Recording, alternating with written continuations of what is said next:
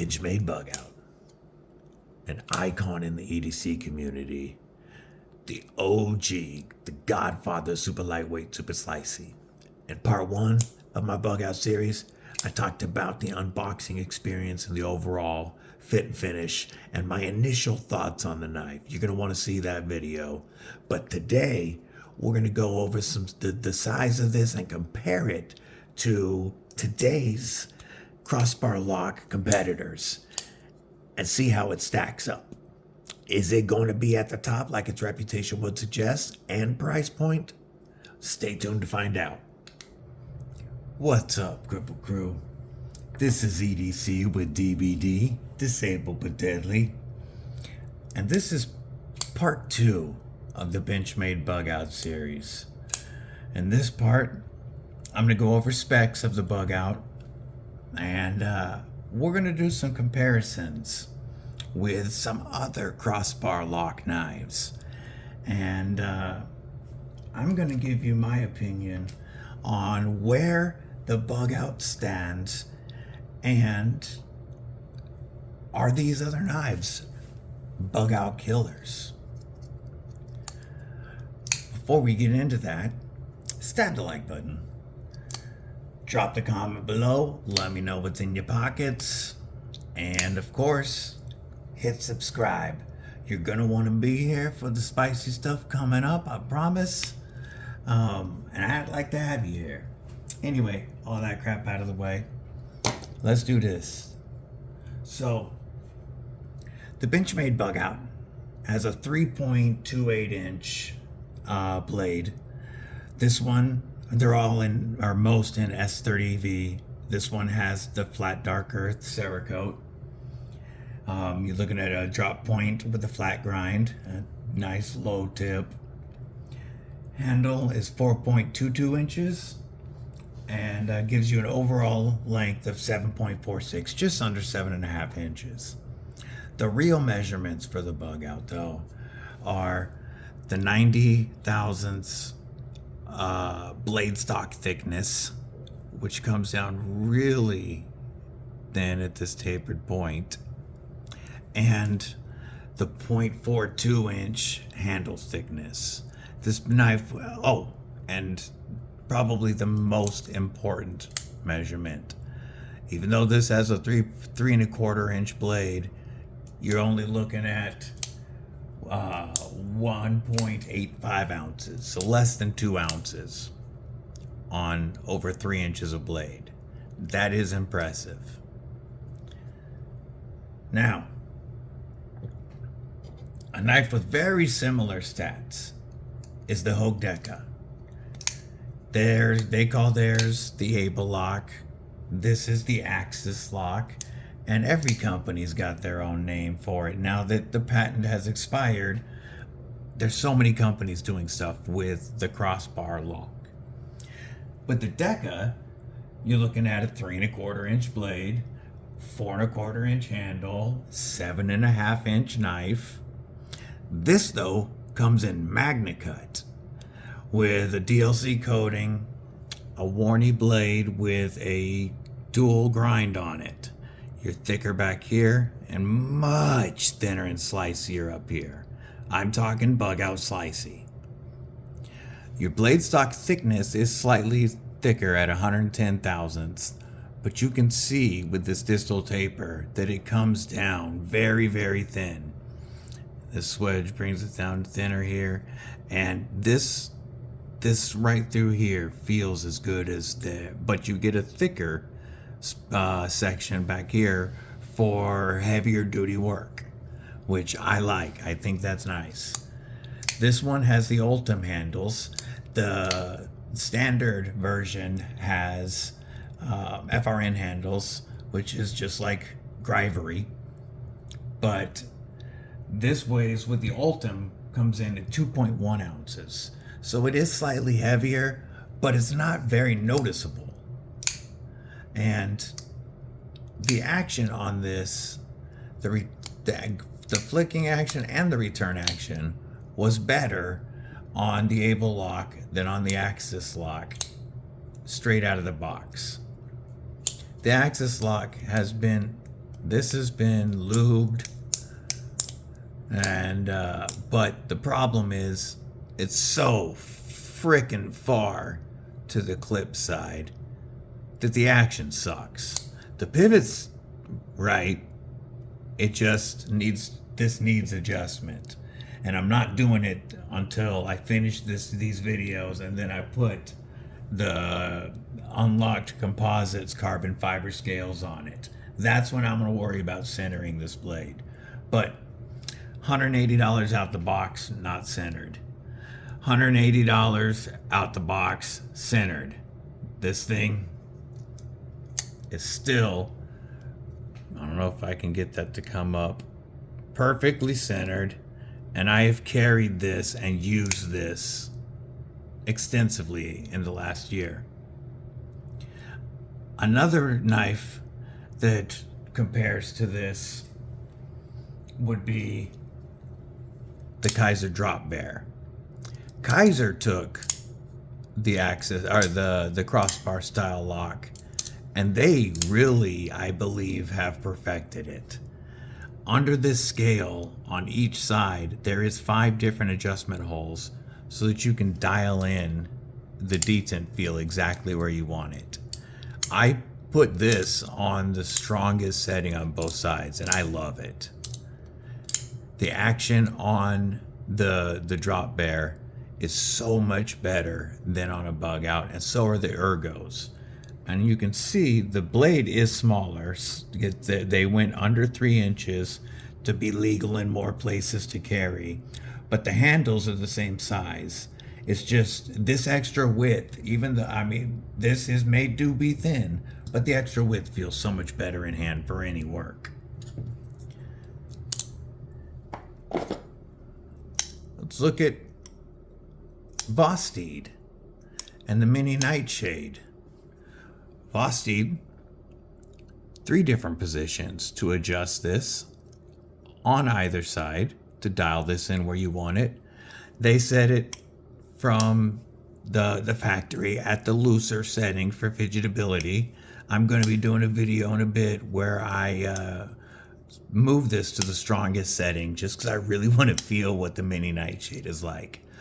But the Nightshade has a blade stock that's just as thin and slicey as the Bugout. I would say a more useful blade shape. And even though it's a smaller knife, I think it compares very favorably to the Bugout, especially at less than $100. You can even use this is a County Com exclusive Vosteed Mini Nightshade, limited to 500.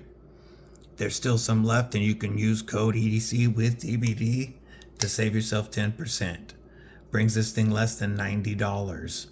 And 14C 28 blade steel, so not much below S30V, honestly. And a more ergonomic working profile.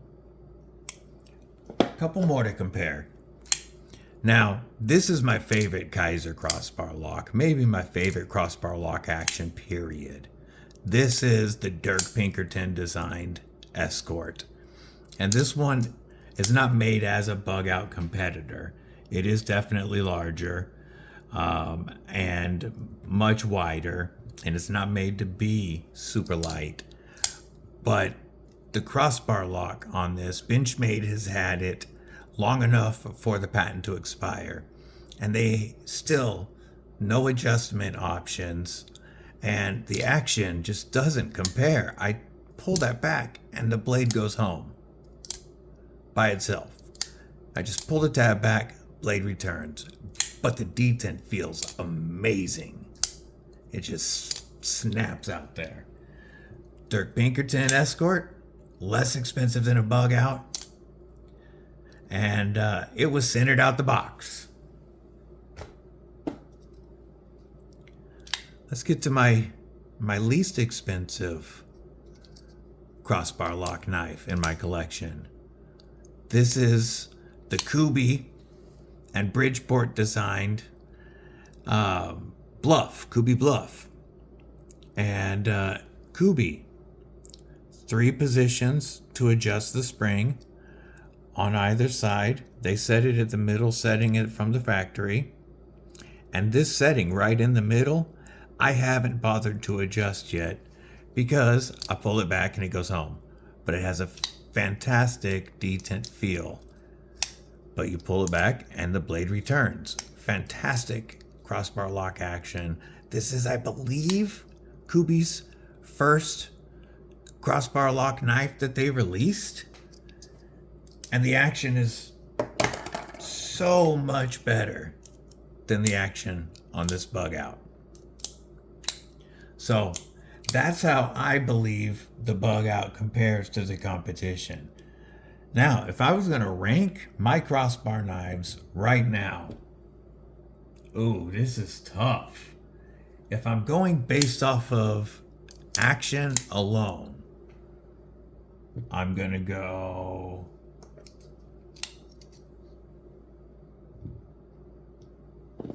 And now, the Hogue had decent action, but I did replace the springs the other day with Kaiser Omega springs, and it feels so much better. You know what?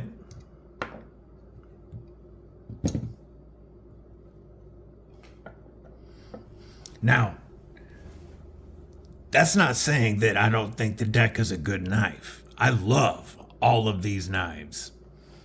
If I was going to rank these based off of overall value,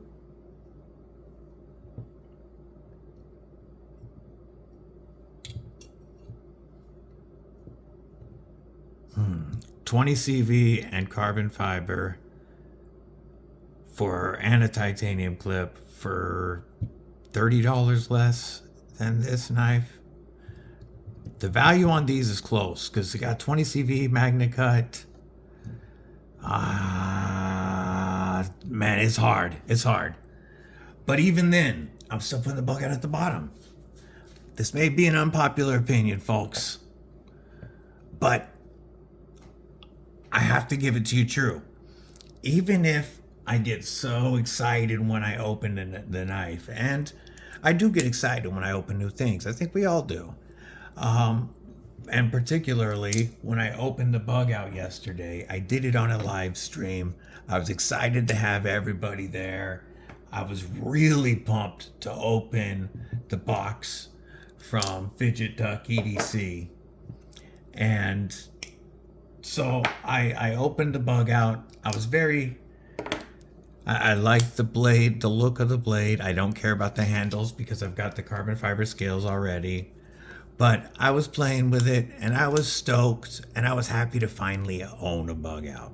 I didn't pay much attention. When I first open a knife, even if I'm excited or anything, that's my first unboxing, first impression. That's not a review. I'm still going to spend time with a product and I'm going to give you my real opinion. And if I'm not as ecstatic as I was when I opened the box, you're going to hear it. I have to be honest with you. So that's part 2, which was specs on the Bugout and comparing it to some of the competition. Part 3 will be changing the scales out to Unlock Composites carbon fiber scales. So you're going to want to see that. Stick around. And then, like I said in part 1, you guys are going to help me build this out. Monday it gets a Lynch clip, and this clip already looks like crap, by the way. I don't know if it's supposed to be distressed. I know it's a stone wash finish, but it marked up very quickly. So unlock composite scales, Lynch clip. I know it's going to be better then. And then you guys are going to help me build this out. And we're going to see how much money it takes to make this Bugout as good as these knives. And we're going to see how much money it takes. I think that's going to be fun. I know it'll be a sick knife when it's done. What's the cost going to be? Anyway, don't forget to like the video on your way out if you haven't already. Drop a comment below. Let me know what you think about the Bugout and, what you think about my review so far. Not every review can be happy, folks. Don't forget to subscribe. You're going to want to be part of the 200 sub giveaway. There is some crazy stuff going in there.